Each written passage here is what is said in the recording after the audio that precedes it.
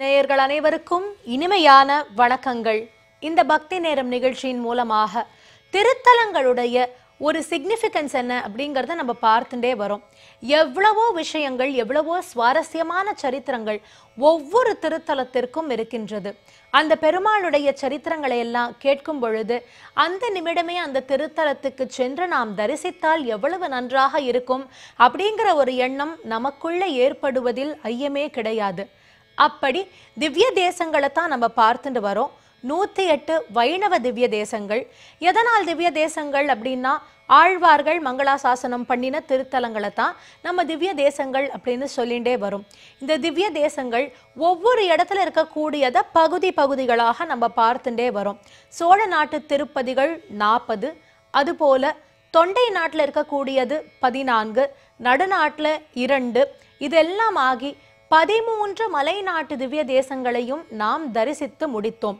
இப்போ நம்ம அடுத்து எங்க காலடியை எடுத்து வைக்க போறோம் அப்படின்னு பார்த்தா, பாண்டிய நாட்டு திருத்தலங்களுக்குள்ள பாண்டிய நாட்டு திருப்பதிகள் அப்படின்னு சொல்லக்கூடியது மொத்தம் 18 திவ்ய தேசங்கள் இருக்கு.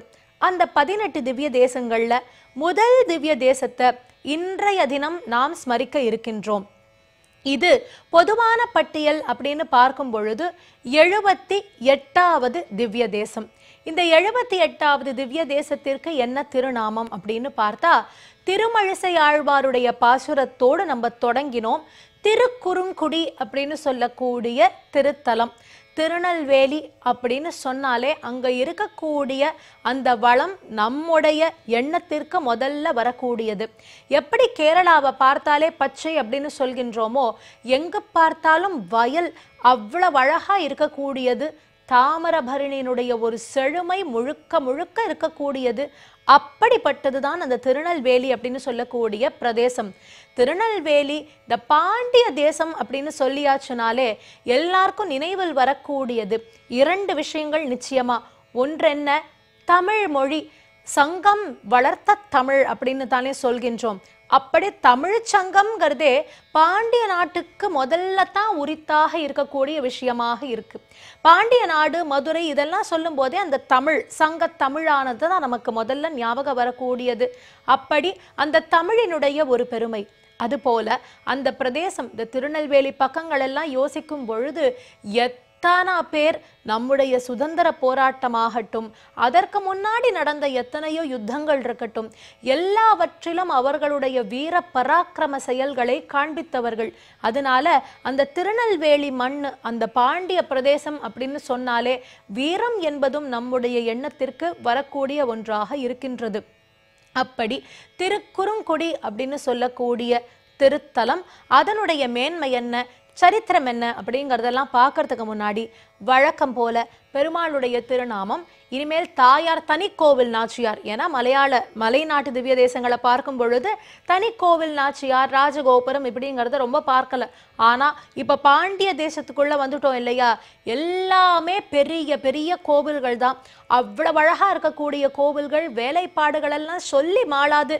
அப்படிப்பட்ட அந்த திருத்தலங்கள்ல முதல்ல திவ்ய தேச பட்டியல்ல வரக்கூடியது திருக்குறுங்குடி அப்படின்னு சொல்லக்கூடியது. பெருமாளுக்கு என்ன திருநாமம் அப்படின்னா, நின்ற நம்பி, குறுங்குடி நம்பி அப்படின்னு சொல்லக்கூடியது. அது மட்டுமல்ல, இருந்த நம்பி உண்டு, வடுக நம்பி அப்படின்னும் அவருக்கு பெயர் உண்டு. அதே போல வைணவ நம்பி, திருப்பார்கடல் நம்பி, மலைமேல் நம்பி அப்படிங்கிற திருநாமங்களோடு பெருமாள் இங்கு நமக்கு சேவை சாதிக்கின்றார். அது மட்டுமல்ல, கிழக்கே திருமுக மண்டலத்துல நின்ற திருக்கோலத்தோடு இருக்கிற பெருமாளாக இருக்கார். தாயாருக்கு குறுங்குடி வள்ளி நாச்சியார் அப்படின்ட்டு பெயர். 2 தனிக்கோவில் நாச்சியார்கள் உண்டு இந்த திருத்தலத்துல. அதே போல விமானம் பஞ்சகேதக விமானம் அப்படின்னு இதனுடைய விமானத்திற்கு பெயர். இந்த திருத்தலத்தினுடைய ஒரு சரித்திரம் என்ன அப்படிங்கிறத பார்க்கலாம். குறுங்குடி அப்படிங்கிறத முதல்ல என்னன்னு பார்ப்போம். 2 விதமாக சொல்றது. வாமன க்ஷேத்திரம் அப்படின்னு சொல்வது. ஏன்னா குரு அப்படின்னாலே சின்னது இல்லையா, சின்னதா ஒரு ரூபத்தை எடுத்துட்ட பெருமாள் அப்படிங்கிறதுனால குறுங்குடி, அந்த சின்ன ரூபத்தை எடுத்த, குரல் ரூபம் எடுத்த பெருமாள் குடி இருக்கக்கூடிய இடம் அப்படிங்கிறதுனால குறுங்குடி அப்படிங்கிற ஒரு பெயர் வாமன க்ஷேத்திரம்னு சொல்லப்படுகின்றது. மற்றொன்று வராக புராணத்திலையும் இந்த திருத்தலத்தை பத்தி ஆங்காங்கே சொல்லப்படுகின்றதாம். நம்ம எல்லாருக்குமே தெரியும், ஹிரண்யாக்ஷன் அப்படின்னு சொல்லக்கூடிய அசுரனை பெருமாள் வராக ரூபம் எடுத்து வதம் பண்ணி பூமியை காப்பாத்தினார். அப்படி பூமியை காப்பாத்தின பொழுது வராக சுவாமியும் பூமாதேவியுமாக சில காலம் இந்த இடத்துல குடியிருந்தார்களாம். குறுகிய காலம் அவர்கள் குடியிருந்த க்ஷேத்திரம் அப்படிங்கிறதுனால குறுங்குடி அப்படிங்கிற திருநாமம் இதற்கு ரொம்ப பொருத்தமாக இருக்கக்கூடியது. திவ்ய தேசம் எப்படி அப்படின்னு பார்த்தா, ஒரு ஆழ்வார் இல்லை, 2 ஆழ்வார் இல்லை, 4 ஆழ்வார்களால் பாடப்பட்ட திருத்தலமாக இருக்கின்றது. எந்தெந்த 4 ஆழ்வார் அப்படின்னு பார்த்தா, கோதை அப்படின்னு சொல்லக்கூடியவளுக்கு யார் தந்தை என்று அழைக்கப்படுகின்றாரோ, ஏன்னா விஷ்ணு சித்தன் அப்படின்னு சொல்லக்கூடியவர் பெரிய ஆழ்வார் என்று அழைக்கப்படக்கூடியவர், பெரிய திருவடியின் ஹம்சம். இத்தனை புகழெல்லாம் இருந்தால் கூட இவருக்கு கோதை என்ற ஒரு பெண் கிடைத்தது இருக்கின்றதே, அது அந்த இறைவனுடைய பெரும் கருணையும் பேரனுகிரகமும் அப்படின்னே சொல்லலாம். அதனால தான் கோதை பிறந்த ஊர்னு ஸ்ரீவில்லிபுத்தூர் மகாத்மியத்தை பாடும் பொழுது கூட கோதை பிறந்த ஊர்னு தொடங்கி கடைசியில முடிக்கும் பொழுது பெரியாழ்வாருடைய திருநாமத்தோடு முடிப்பார்களாம். அப்படி அந்த பெரிய ஆழ்வார் பாடியிருக்கின்றார், நம்ம ஆழ்வார் பாடியிருக்கார், திருமழிசை ஆழ்வார் பாடியிருக்கார், திருமங்கை ஆழ்வாரும் பாடியிருக்கின்றார். இப்படி 4 ஆழ்வார்கள் பாடிய திவ்ய தேசம். இந்த திவ்ய தேசத்தினுடைய ஒரு பெரிய மகாத்மியம் என்ன தெரியுமா? ஏகாதசி நம்ம எல்லாருக்கும் தெரியும். பெருமாள்னு சொன்னா வைகுண்ட ஏகாதசி, மார்கழி மாசத்துல வரக்கூடிய அந்த ஏகாதசியானதை ரொம்ப கோலாகலமா எல்லா பெருமாள் கோவில்லையும் கொண்டாடுவது நமக்கு தெரியும். ஆனா கார்த்திகை மாசத்துல வரக்கூடிய ஏகாதசி இருக்கு இல்லையா, அதற்கு கைஷிக ஏகாதசின்னு பேரு. அதற்கு ஒரு தனி மகிமை உண்டு. அந்த கைஷிக ஏகாதசியினுடைய மகிமை என்னங்கிறத உணர்த்துவது இந்த கோவிலுடைய ஒரு சரித்திரமாக இருக்கின்றது. நம்பாடுவார் அப்படின்ட்டு பெயர். இந்த நம்பாடுவார் யாரு அப்படின்னா, ஒரு பாணன். அந்த பாணராக இருந்து பாடக்கூடியவர். எப்படி திருப்பாண ஆழ்வாரை பத்தி சொல்கின்றோமோ அதே குலத்துல பிறந்தவர் தான் இந்த நம்பாடுவாரும். இவர் என்ன பண்ணுவார் தெரியுமா? இந்த பெருமாள் இடத்துல, குறுங்குடியில் இருக்கக்கூடிய பெருமாள் இடத்துல ரொம்ப அத்தியந்தமான ஒரு பக்தி கொண்டவர். அப்படிப்பட்டவர் கார்த்திகை மாசத்துல ஏகாதசி விரதமானதை ரொம்ப ஸ்ரத்தையாக அனுஷ்டிக்க கூடியவர். மலை மேலே ஏறி போய் அங்க இருக்கக்கூடிய பெருமாளுக்கு பாடுவாராம். என்ன பாடுவார் அப்படின்னா, கைஷிக பண் அப்படின்னு சொல்லக்கூடியது. கர்நாடக ராகங்கள்ல அதனுடைய ஒரு ஈக்விவலண்ட் அப்படின்னு பார்க்கும் பொழுது பைரவி ராகத்தை சொல்லுவது உண்டு.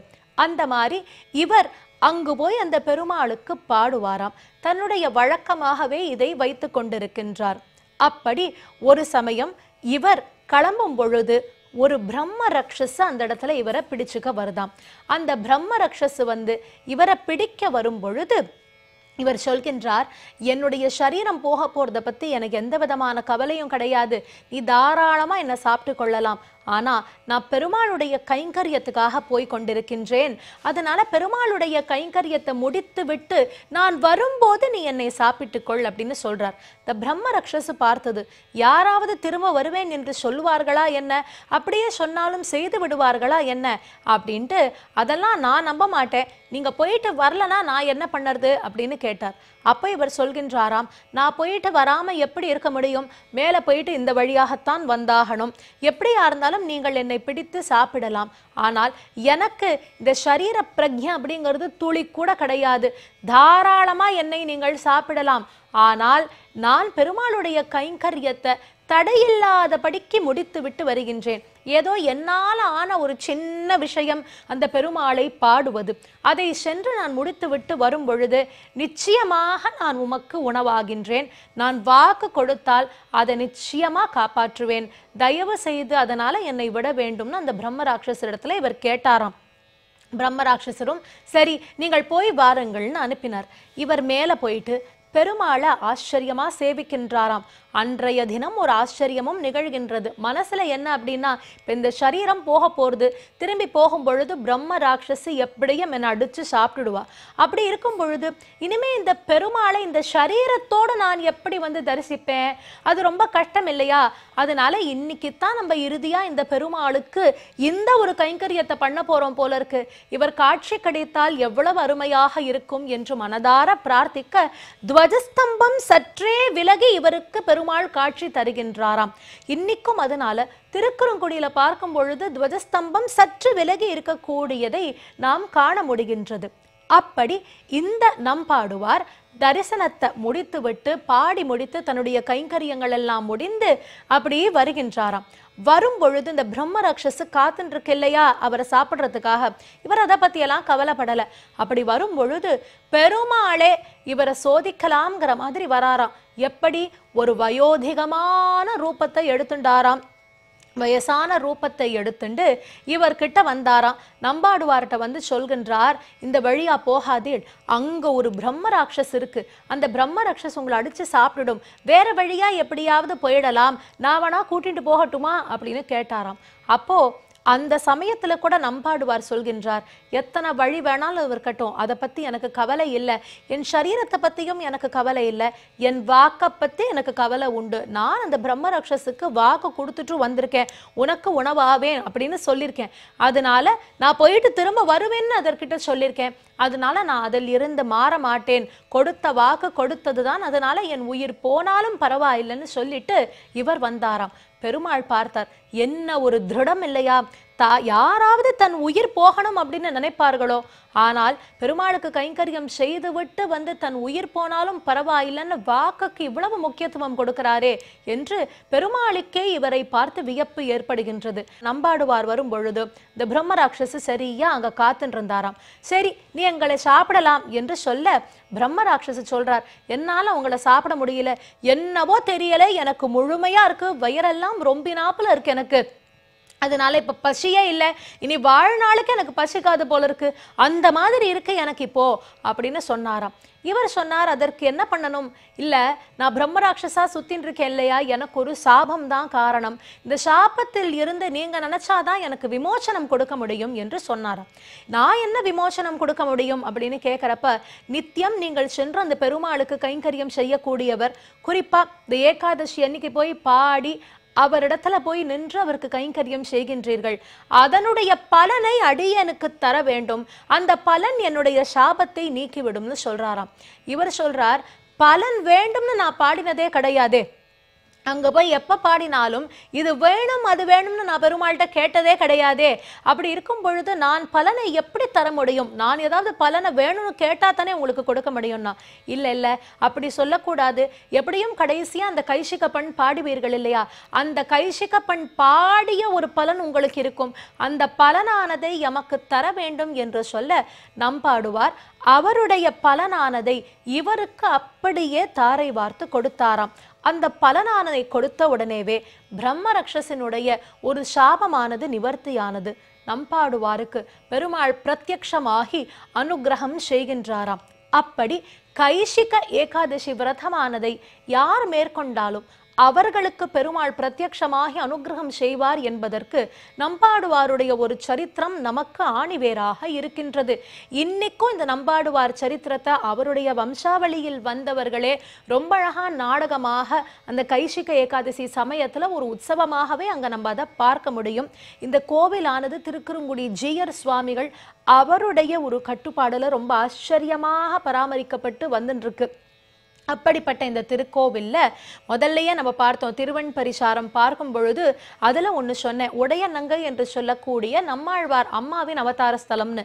அந்த உடையநங்கையும் காரி என்று சொல்லக்கூடியவரும் நம்மாழ்வாருடைய அப்பா, ரெண்டு பேரும் இங்க வந்து திருக்குறுங்குடி நம்பியத்தான் பிரார்த்தனை பண்ணினாலாம். அப்படி அந்த பெருமாளை பிரார்த்தனை பண்ணின பொழுது என்ன வேணும்னு கேட்டார், பிள்ளை வேணும்னார். பிள்ளைனா எந்த மாதிரி பிள்ளை, உங்களை மாதிரியே ஒரு பிள்ளை வேணும்னு ரெண்டு பேரும் கேட்டார்களாம். என்ன மாதிரி, என்ன நானே உங்களுக்கு பிள்ளையா வந்து அவதாரம் பண்றேன் அப்படின்னு சொல்ல, இந்த பெருமாளுடைய ஒரு அனுகிரகத்தினால தான் நம்மாழ்வாருடைய ஒரு திரு அவதாரம் நிகழ்கின்றது.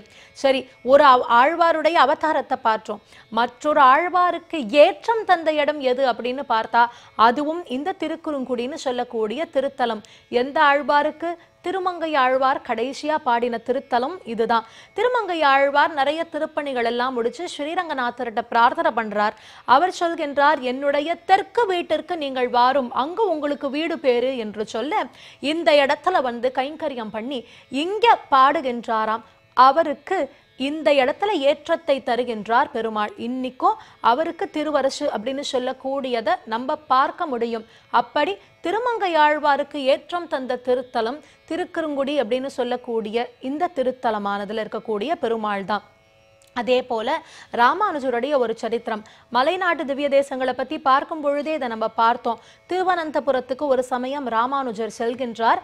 சென்ற ராமானுஜர் அங்க இருக்கக்கூடியதையெல்லாம் பாஞ்சராத்திர முறையின்படி, அதாவது நமக்கு இருக்கக்கூடிய வழிபாடு முறையின்படி மாத்தணும் அப்படின்னு நினைச்ச பொழுது அங்க இருக்கிற நம்பூத்திரிகள் எல்லாம் பெருமாள்கிட்ட பிரார்த்தனை பண்றா, இப்படி இருக்கிறபடியே இங்க இருக்கட்டுமே என்று சொல்ல ராமானுஜருக்கே தெரியாம கருடாழ்வாரை கூப்பிட்டு அவரை கொண்டு போய் இறக்கி விடுன்னு சொல்றார். இப்ப ராமானுஜர் ஸ்வப்னத்துல இருக்கிற அந்த சமயத்திலேயே கருடன் அங்கேருந்து இவரை தூக்கி எடுத்துட்டு வந்து இந்த குறுங்குடின்னு சொல்லக்கூடிய இடத்துல தான் இறக்கி விடுறாராம். மயக்கம் அப்படி இந்த ஸ்வப்னம் தூக்கம் தெளிஞ்சு பார்த்தா அவர் திருக்குறுங்குடியில இருக்கார்.